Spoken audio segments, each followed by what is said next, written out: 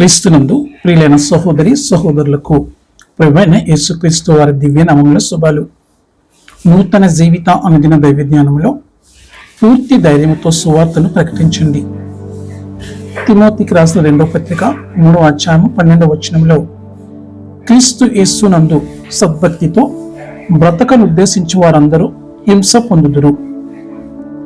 లేఖనాలను తెలుసుకోవడం మాత్రమే సరిపోదు, చర్చికి వెళ్ళడం కూడా సరిపోదు. చాలా మందికి యేసు ఎవరో, ఆయన ఎక్కడి నుండి వచ్చాడో, ఆయన త్యాగము ఎలాంటిదో అనే విషయాలపై సరైన జ్ఞానం కూడా ఉంటుంది. కానీ యేసు గురించి ప్రకటించడానికి ధైర్యంపై సమస్య. ఆయనను అనుసరించడానికి, నమ్మకంగా ఉండడానికి మీరు తీసుకున్న నిర్ణయం అది. పై లేఖనం గురించి ఆలోచించడానికి కొంత సమయము కేటాయించండి.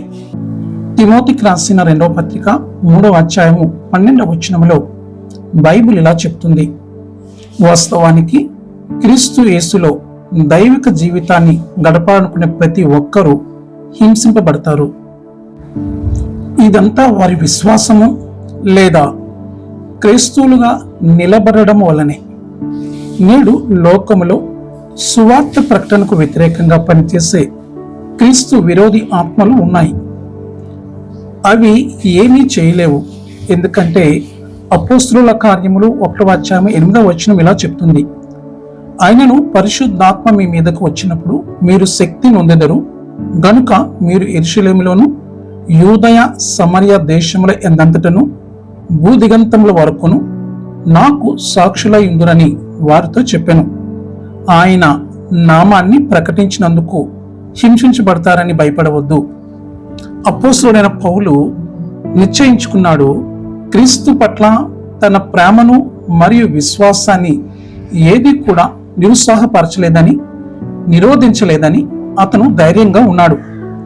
మరియు ఇలా అన్నాడు, రోమిలికి రాసిన పత్రిక 1వ అధ్యాయం 16వ వచనంలో, సువార్తను గూర్చి నేను సిగ్గుపడువాడను కాను. ఏలైనగా నమ్ము ప్రతివానికి మొదట యూదునికి గ్రీసు దేశస్థునికి కూడా రక్షణ కలుగ చేయుటకు అది దేవుని శక్తి అయి ఉన్నది. పౌలు స్థిరమైన వాడు.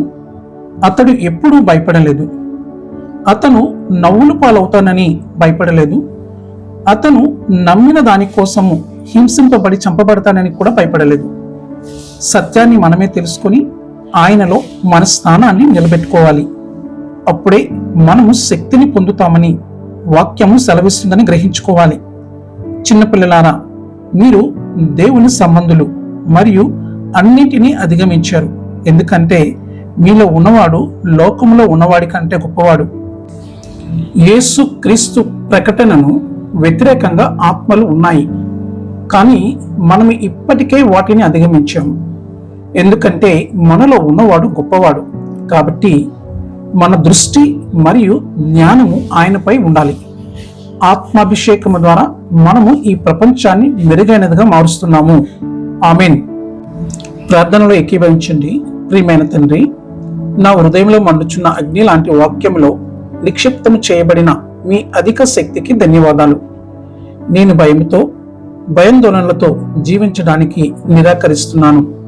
కానీ యేసు నామములో నీ నీతిని ప్రపంచవ్యాప్తంగా వ్యాప్తి చేయడానికి నేను దృఢంగా నిశ్చింతగా నిలబడతాను. ఆమేన్.